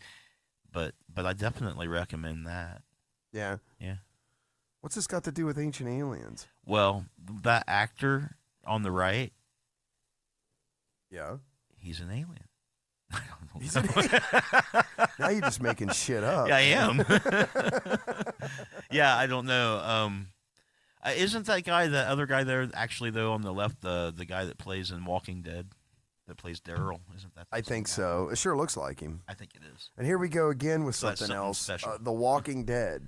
And the Breaking Bad and The Walking Dead. Okay, well, there's the 2 other ones that people just flip out about. Like, these are the great. And I've watched seasons of these shows, and I just get burnt out on them. It's like, all right, okay, high school teacher selling meth. I get it. You know, yeah, like how yeah. much. There's only so much depth to these storylines, and it's the same thing with The Walking Dead. You know, they just I don't know. I just after a while, it's like, all right, I get it. I guess I liked both of those series. I definitely liked Breaking Bad more. I like the main actor. Oh, gosh, what's his name? Gosh, he's been on Bryan Cranston. Yeah, Cranston. Yeah, and he the first time I seen him was on an X-Files episode. It was a really good episode. I think it was called Speed. But and also John DeLance had a part on there too, who normally plays Q on Star Trek: The Next Generation, and right. It's just fabulous in anything he does. Every time I see Breaking Bad, I always think of him as Malcolm's father from Malcolm in the Middle, and that's kind of what I think probably has kind of helped to ruin that for me. It just had better scenes, I thought. The other movie, what'd you say it was? The other one you was saying that you didn't like? Walking Dead. Walking Dead. It was okay. I mean, not that I didn't drama. like it. I just not don't really horror. It's not that I don't like these shows. Okay, I just don't get it. I don't get the the way other people get it. Okay, a lot of other people get it. I mean, I went for years with people going, did you watch Walking Dead? I'm like, I've never seen an episode. Oh my God, you've never seen an episode? It's like, yeah. Zombies just aren't my thing, man. I don't know what. Maybe that's what it is, right? Maybe it's just zombies are not your thing. But another thing that it did for people who have an interest in horror movies and or zombies, right? It in a way legitimized the zombies, right? Because prior to that, you'd seen a lot of movies of zombies attacking, right, and people trying to avoid them. And while that is indeed going on The Walking Dead, along with that, in the foreground, because that's in the background, in the foreground is people's lives and the drama that plays out in this post-apocalyptic fashion exactly. that most of the time is ignored in a dramatic way, like in a family dramatic way, right? Because movies only have so much time, right? Right. So they can't cover like episodes of like this woman going to have a zombie baby or something and dying and her son killing her and things like that. It can't be. So in that sense, they were able to explore in detail that sort of thing, and had the advantage of having the technology to make these zombies at least appear pretty nice, realistic and stuff. So I think I think the reason people are tripping about it is because it's the first like legitimate zombie adventure, right? Where the idea of what if this goes on, and how are we going to live year after year, is played out, and I think that's the appeal. I think that people hadn't seen that before, hadn't considered that, hadn't thought about it like that, right? It's just zombies, run away, kill them. Well, there's like Zombieland, everything became a parody. I don't know. 2 or 3 seasons worth of episodes of these shows, because I mean, I really did try to give it a try, and it to me, the zombies are just like a plot device. Yeah, it's like, okay, no doubt. Here we've got the characters, we're stuck. What do we do? Oh, well, let's just throw some zombies into the mix, and then boom, we can move the storyline along. They're sort of like you said, they're just sort of there as an afterthought. That being said, the show's just a giant freaking soap opera. Yeah. Other than that. Yeah. Okay. And then you have this giant weird sort of soap opera drama playing out with a bunch of people that you wouldn't watch anyways. That I wouldn't watch otherwise. Right. That I wouldn't watch otherwise. And it's got zombies. Right. And it's like, I mean, granted, if you would just tie the shoelaces together of people who died, the zombie issue would be a lot easier. Yeah, right. Right. Yeah, slow them down, right? Harder to get all the meth dealers off the street by far. So at the end of the day, that's another reason why I'm down with Breaking Bad, right? Because you can't just say, well, if you tied their shoelaces together, the meth dealers would be down. And that, I mean, I don't know, that whole thing. The first, I will say this, I did like the first season, but like I said, I get it, but then the storyline kind of just sort of becomes really predictable. Yeah. And so on and so forth, And then I don't know if you followed it that far, but they got to a point where perhaps because of that predictability, they got very, very harsh and destructive with their characters and in essence, their viewers and stuff too. That's sort of the thing nowadays, isn't it? It's like, okay, well, after they did that, maybe it's the thing. Make the darkest shit you can. I think they set the bar there. Yeah, big time. Did you see any of that? I saw the part where he was starting to, here's the episode that ended it for me. Okay, was when I'm trying to think what he was there for. He went to I'm talking about the main character now. Okay, gotcha. He went to somebody's house, this drug dealer's place, and it was like upstairs. And he goes into this place, and the guy's got like a cup of water on his desk or something like that, and he throws some sort of reactive metal into the cup of water. You're talking about Breaking Bad, right? Yeah, I thought that's what we were talking about, man. Oh, no. So he throws it in there, and it like explodes. Uh-huh. But he's going in there to like as some badass, right? I can't. Heisenberg. Yeah, he's going in there to like get money, or I don't know what I can't even remember what the hell he was there for. But this thing goes off, boom, right, and it like blows all the freaking windows out of the upstairs of this place. Uh-huh. Right, creates this huge explosion, and then he walks out. I thought he was down in his car when it exploded. No, he threw the stuff in the water. He threw it in there. Well, he's He's a chemistry expert. Well, that's my point, right? He's a chemistry guy. So, number one, he knows that there's no freaking way in hell there's that much energy in that puck in that glass of water, right? Yeah, number well, one. Here Okay, we're number two, if it was enough of an explosion, it's funny how the explosion like knocks everybody else out but him. right. You know, after it blows the windows out of the place. This you is know? like me bitching about there being what's the word? Now the word just what's on the end of saddles? Stirrups. Stirrups in Gladiator. There shouldn't be any. Oh, that's right. That's what do they call that? Where it was the same thing in Ben Hur. Anachronisms. Yeah, with the wristwatch. Well, that's a whole different thing. I mean, well, kind of. I mean, that's the wristwatch is an obvious mistake that if they would have seen anybody would have taken out. But in Gladiator, when they have stirrups on the horses, they're doing it for convenience sake, for the actors and safety the for the actors. yeah, and, stuff. and yeah. the horses and stuff. And the stunt. Yeah, but at that point in time, they didn't have those invented. They were introduced by, I believe, Genghis Khan and his empire and his horse riding. Well, that kind of goes back boys. to. I thought you were going here when we were talking about the different societies and cultures being outgunned is when the Spaniards landed, and Cortez with the horses and all that kind of stuff. To them, that was. Oh yeah, well, and a lot of that though ended up being the European diseases that they brought with them that wiped them out. Yeah, sure, yeah.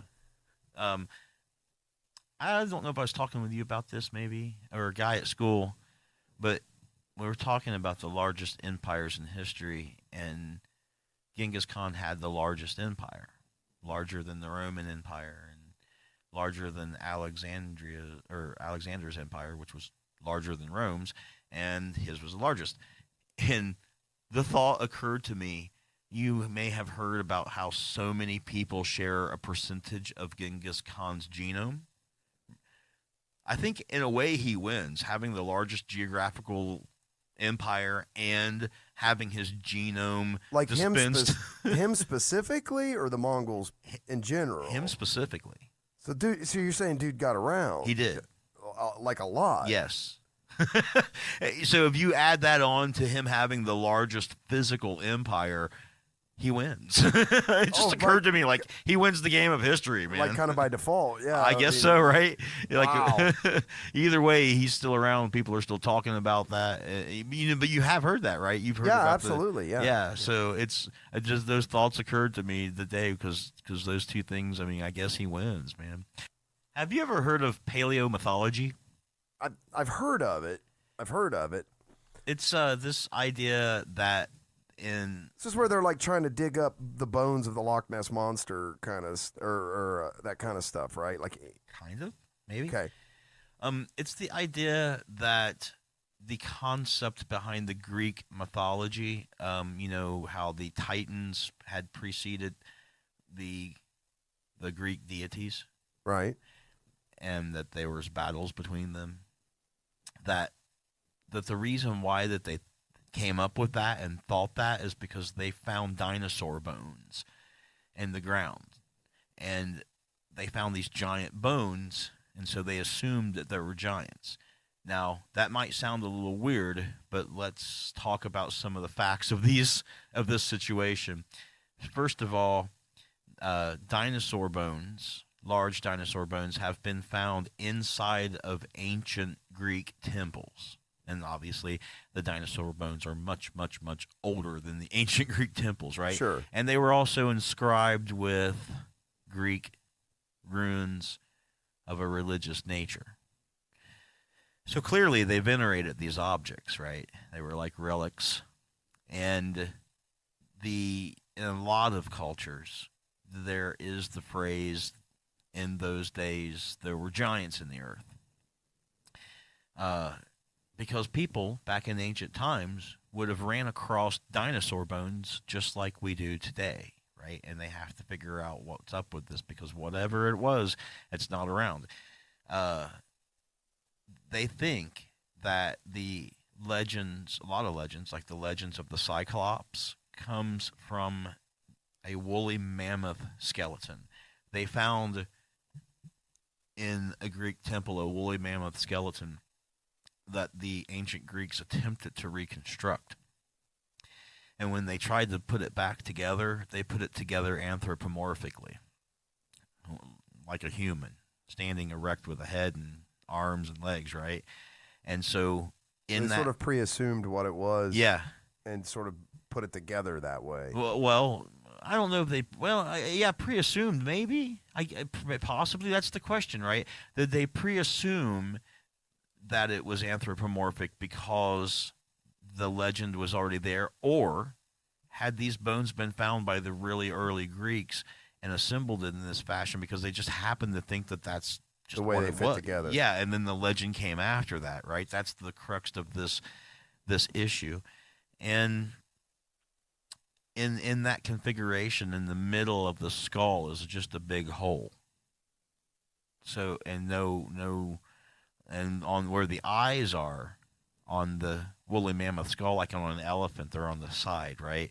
So they look like they could possibly be ear openings. Okay. So they think that when they built these bones in this way, that they believed that they had done it right, and that this was a creature that had lived in the past, possibly one of the Titans, or became one of the Titans, or the offspring, which were the Cyclops and such. And there's other examples too. They think that the legend of the griffin is based on people who had found dinosaur remains. And there was another one too. The basilisk, I believe, was one. So a lot of these monsters that come out of legends, some that Herodotus write about, they think that they've got this information by dinosaur bones. So this really clever person who was a paleontologist who dug up dinosaur bones and had maps that showed where dinosaur graveyards were, these places where dinosaurs get trapped and die for various reasons, and there's a lot of them in one place. Turns out when they consulted the ancient Greek texts, the descriptions of the battlefields of the gods where they did battles with the Titans were in these same locations. So that's just how they explained it. Yeah, they came across these dinosaur graveyards and assumed that back in prehistory of their time that this is when the gods battled on the earth. Wow. Pretty interesting, isn't Yeah, it? and it's presumed, right? Because they're trying to figure out, okay, what is this? Yeah, right. So how do we explain it? And now here's the question though: is that what created the mythology? Yeah, that's what I'm saying. They don't know. Or was there they don't know. Previous mythology that just sort of supported it? In my opinion, I think it created the mythology. I think because these dinosaur bones existed long before people even existed, that they found them way early on and assembled them way early on and kept them and passed them down generation after generation and until the legend was born and explained. Because one of the things we learned in our myth, symbolism, and ritual class was that a lot of mythology is made and developed in an attempt to explain things like the origins of your people or things that you don't understand, like the seasons changing and why they change, things like that. Right. So, these bones, assembled or not, would be a good candidate for the seeds, the catalyst of a mythology. Right? Sure. Yeah. So if you could prove that or find out more information on it, you could start correlating the vast amount of information that we have on classical mythology with the things that we understand about paleontology and the geographical locations of these dinosaur graveyards and the different things that went on in Greek history, and make some enlightened discoveries, perhaps. Right. Sure. It was when the Western world started discovering dinosaurs. It was like in the late 1800s, right? Yeah. And it was a big deal for even Yeah. because it wasn't like they said when they dug them up that they even knew what they were. Right. They were like, what the hell is this? But it was just that it was a more critical analysis. Of it because we had the scientific and method. that was, I believe, around the time that people were starting to talk about how old the Earth was, realizing exactly how old it was because of radiation decay in granite or something of that nature. Right. So that was an interesting time for science, earth science in particular. if you include paleontology as being a part of Earth science. Yeah, sure, sure. Yeah, it's we're all driving around on dead dinosaurs now, right? Yeah. Dead dinosaurs and some of And the laws of physics vegetation. like pressure and gravity. Right, right. Now, it's a trip, right? When you think about, it's not been that long ago that we've had these understandings of, it's been less than 200 years, right? That the Western world has really understood what these dinosaur bones are. And Oh, yeah. it's not been And very just long. over 100 years since we've been flying? If that, right? Yeah, I think it's just over 100 years. I think just not that long ago. Yep. I mean, that's some crazy stuff, man. There used to be, I don't know if there still is, but like 5 or 10 years ago, there used to be people alive who knew what it was like for there not to be flight. Yeah, sure. Like Yep. maybe balloons, and they went from that to people landing on the moon and satellites and all of this information. Man, everything. When I was little, my grandmother's house did not have an indoor bathroom. Yeah, yeah. Welcome to Appalachia. But and to think that, to go from there, okay, I'm 45. It's not that long, 45 years to go to where we are today, and seeing what's coming on the horizon with material science and stuff like that. It's just mind bending. Yeah, that's one of my favorite. If we don't all kill each other first, but it's kind of it's interesting. One of my favorite topics is transhumanism, and we talked a little bit about that, I think, one day. And in my mind, transhumanism is a bit of an indulgence, because with transhumanism, you're talking about the ability to merge with machines in various ways, and this is something that we're currently doing. Oh yeah, this is happening. Yeah. And especially with people that have lost limbs and things like that. But even beyond that now, computer chips being embedded, and Yep. people taking mouse brains and organizing them together in computational processes. That's some interesting stuff. But this idea, and also the idea of how small everything is getting in space, like the amount that you can store in computer space is becoming smaller and smaller, and cheaper and cheaper, and soon people will have the capacity to record their entire lives. The size of the memory is getting smaller and smaller, while the amount of memory is getting bigger and bigger. Yeah, and soon you'll have life bloggers, people who will be able to record every moment of their life, because there's enough capacity that they'll be able to have access to do that. So the information that we're stacking up is staggering. And then when we're working with things like quantum computing and being able to store things in that superpositioned idea, like you're really talking about a lot of things being shrunk down and accessible to you. And then, like you point out all the time, those materialistic the material advancements, like the buckyballs and carbon structures and things of that nature, the materials and the adaptability that they have. And then talking about the fusion generator that's being brought online as we're talking in Europe, and things like the Large Hadron Collider. All of these things are going to, in the far future, have a point where they merge, and you're going to be able to meld your body and your mind on some level, some deep level, with machines and AI.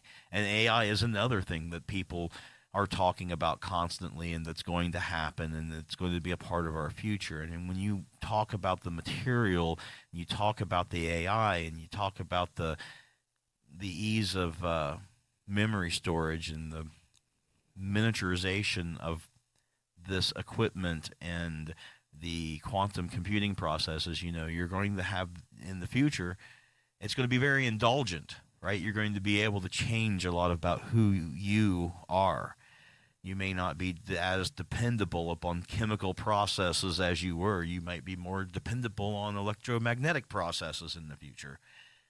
Do you think that, I mean, obviously one of our favorite topics to bullshit about is things like, history and religion and all that kind of stuff. Do you think that the more people become transhuman, that the less there's that need for that kind of deification of some divine power? Or, less of it? yeah, do you think that people, as technology continues to become more and more of a part of our lives, like, I mean, I would argue, Yes, I say. you talk about transhumanism, man, I would argue that most people already are, because you can rarely find a person without their fucking cell phone. Yeah. Okay, it's always in their hand. Now, it may not be embedded in them somewhere, but it might as well be, right? So, but that's what I'm saying. Does knowledge and technology, is it slowly supplanting? Because we know that, like, attendance in churches, especially in the U.S., is declining. Yeah, I think so. I believe it does. And I can't count the number of people that I encounter who when you ask them if they're Christian, as a general question, if you do, they'll say, well, I'm not Christian, but I'm spiritual. Or I'm not religious, but I'm spiritual. Right. I'm spiritual, but not religious. Right. And it's like an indication of saying that it's like, on the one hand, you're saying that you understand and concede that the idea of religion as it's traditionally viewed is bogus. But on the other hand, it's also like you're saying, but yes, I'm a romantic and I don't want to give up the idea. Right? Like, I don't really want to sign on to this shit because it's stupid, but at the same time, is it that, or it's kind of appealing? Or is it just that, the hard problem of consciousness and all that stuff, right? Is it that, or is it just them holding on to that need for that phenomenal experience? I don't know. I mean, I suppose it's arguable that if there's chemicals inside of all living things like DMT and parts of the brain that's receptive to such things like that and electromagnetism, that you could argue that it's a part of the human condition and a part of the human experience. Yeah, that's right? what I'm saying, right? And maybe I'm just weird, and I don't crave that as much as the normal person does. I mean, I don't crave it at all. I don't ever feel the need for a religious experience. Well, putting the phenomenal stuff aside, right? I mean, a lot of what religion did, in like the Titans we were talking about, was a way to explain shit that nobody else could explain. Okay, well, now you can just Google it. Yeah. Right. But if you think about it, our gods are becoming artificial intelligences, right? And the mythology that we weave for us in our modern times, which if you listen to Joseph Campbell talk about things like that when he refers to George Lucas and how he did Star Wars and it was like a modern updating of the mythology, we're making our own modern myths today with our stories and stuff, where a lot of our stories, our science fiction stories and our concerns and our worries deal with artificial intelligences and what are they going to do? So in essence, in a mythological way, they're kind of becoming our deities, right? Because we're concerned.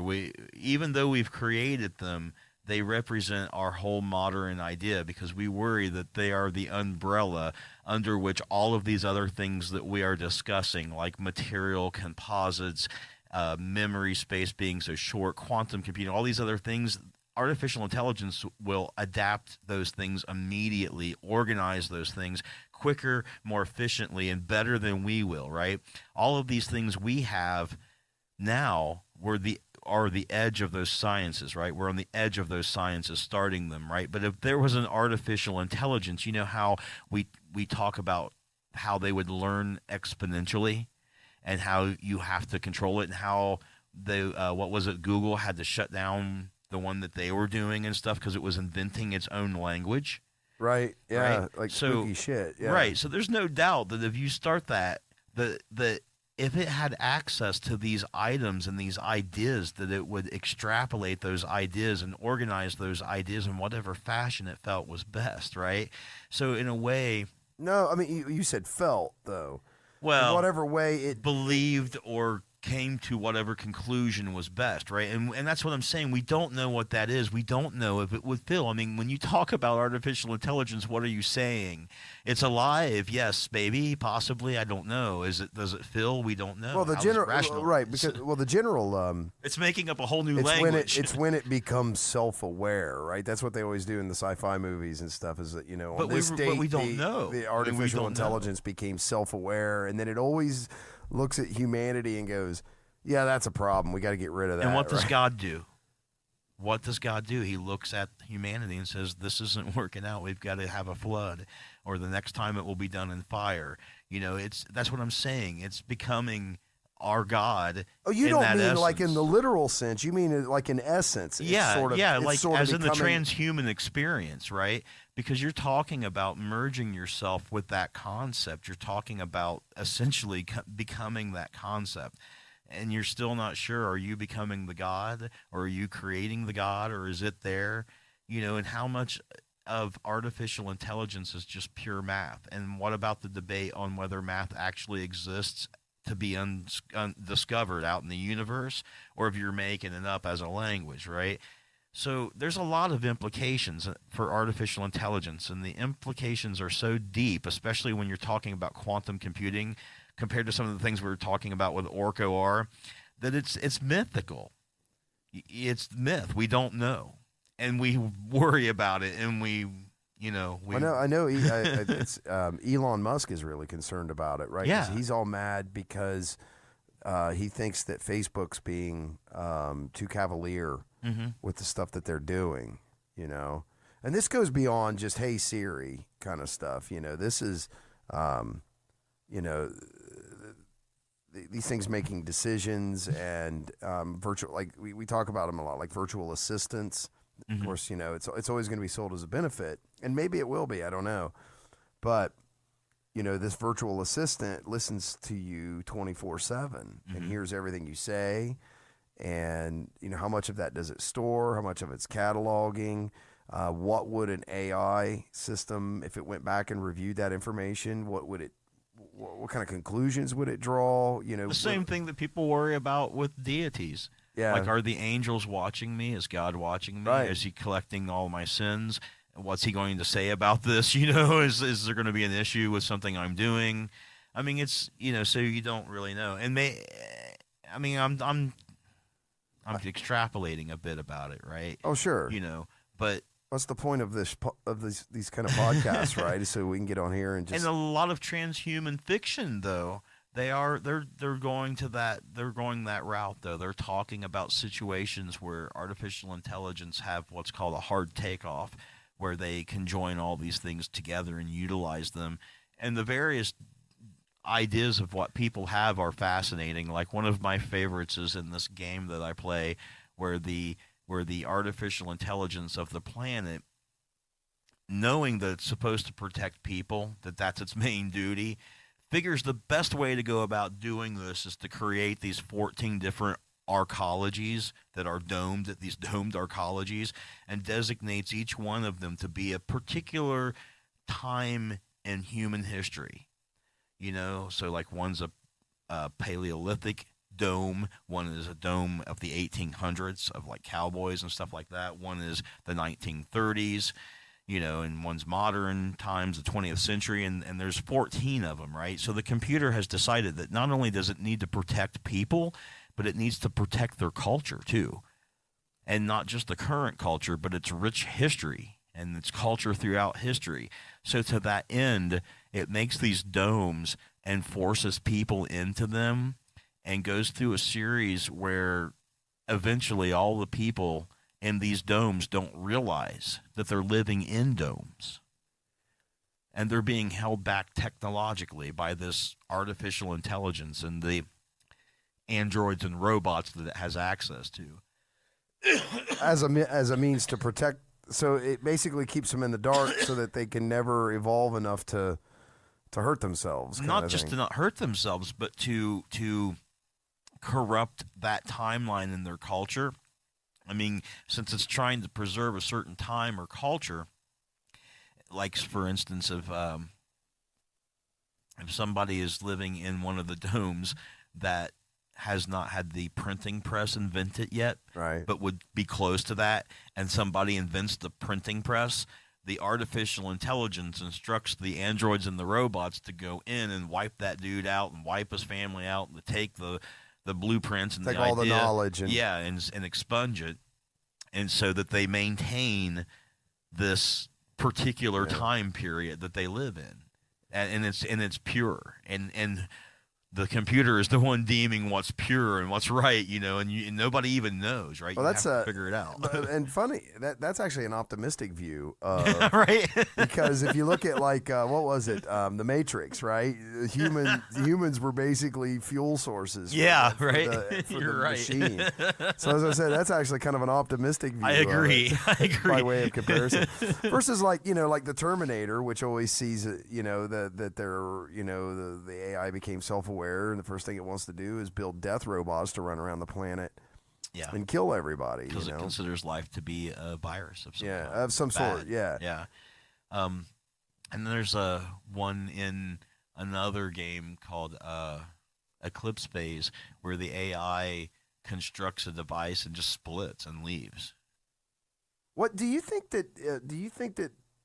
Because there's definitely that fatalistic view of technology in the future, that you know what I mean, but there seems to be way more of that than there is of the view that this is all going to make humanity better somehow. I guess nobody likes Gene Roddenberry. Yeah, well, that's what I mean. There's a prime example of where technology has eliminated the need for currency or money or greed, thievery, any of that, anything. right? Yeah. But you don't see that very often. More than anything, you see a fatalistic sort of view Well, it's of how because technology. utopia is a hard sell for drama. You know what I mean? If everything's going well, how are you gonna have drama? That was one of the problems they had in the Star Trek series when Roddenberry was alive. Not only did you not have any of this stuff going on within the Federation, you couldn't have any kind of conflict, he said, happening between members of the crew. Like if me and you were members of the crew and I stepped on your toes, you weren't allowed to say anything about it in Roddenberry's world. Like that never happened somehow. Okay. And as soon as he died, you can watch the people on the Enterprise start arguing with each other, like almost within an episode or two after he dies. The drama gets written in, stuff gets serious. You start looking into people's lives and stuff. So, in general, the reason why is because a dystopian society is far more dramatic for a story to be told than it is if you're like, well, I know everything's going good. Yep, no crime, no murder, insanity. We pretty much cured it. All diseases too. Nobody needs it. You know what I mean? Like, well, what do you guys do? Oh, we contribute to society with however we feel. it would be pretty boring, wouldn't it? As far as a story. For a story, But for the people, it would just be indulging whatever your proclivities were, whatever you like to do. If you like to be an artist and draw, then that's all you did with your whole life, and you contributed to society by your art. So if you like building popsicle stick figures, you did it. Yeah, and some people, and it's weird, man. Like, and it's interesting to see, like, the writers come up with interesting shit under those terms, right? So, like, some people in the society still was not down with that shit. Like, man, this is creepy in and of itself that everyone's happy and So they would go and they would take a power source and a replicator and a few other supplies, and they would in a shuttle, and they would leave and go find some planet that was an M-class planet, a Machar-class planet, and land on it and just live there. Because, like, screw you guys, I don't want to live like that, and that's not how I want to live. And so they would tell stories sometimes where part of the background of the story was that, well, this is a dude who wasn't down with that kind of thing, and he left and found his own planet, and now he lives here. Left and found his own planet. Yeah, or colony. In one of the episodes, the Indians left. A tribe of Indians was like, you know what? You guys suck, and they left, and they found their own planet. And, of course, the story in the Star Trek episode was about how the Federation needed to move them because they needed to do something with the planet. Oh God. It was the Indian problem addressed in space. Yeah, in the 21st century. Or Yeah, whatever, I mean, 22nd century. you know, and I'm not trying to poke fun of that or anything like that. I mean, it's a legitimate issue, like any Star Trek episode that was talking about any issue. It was a legitimate issue that should have had attention drawn to it, right? And I totally agree with the situation. But Have you watched The Expanse? Yeah, I yeah. think It's the last thing I actually binge watched. I think they get it pretty. I mean, you know what I mean? As Yeah. far as the way the storyline goes, I've watched most of the first season of it, but you know, that's what I think. It's not going to be utopia, but I don't think it's going to be dystopia either. It's going to be some, just like it is today. Yeah, some different places amalgamation of different things, you know. But I think it's still going to be the same thing. You're going to have people that seek power. Yeah. And you're going to have people that don't give a shit about it. You know, and that's kind of the way it's always going to play out. But it does seem, though, that technology is definitely bridging the gap, rapidly bridging the gaps between, you know, like you see it today, right? You see kids in. I just saw this the other day. Some kid in Africa got access to the internet and is building like solar panel systems and stuff to pump water for his village and shit like this. Yeah, right? it takes very little technology to make a huge difference in those and, villages. and then all of a sudden, you know, it's like, well, wait a minute, you know. So it's sort of catching societies up at a rapid rate to the first world countries, at least maybe not economically or maybe not in living you know, the quality of life and stuff like that. But that's going to come if they catch up intellectually, you know, with knowledge and access to knowledge and stuff like that. They'll catch up rapidly. And what was that guy's name? Hans Rosling? I had you watch that video about population. I can't remember his name, but it was a fascinating video, yeah. I think it's Hans Rosling, I believe. And it's not a documentary, it's a small TED Talk on population, and it discusses a lot of those things. It talks about how the population is predicted to even out and not continue to increase. Yeah, Hans Rosling, his Hansrosling.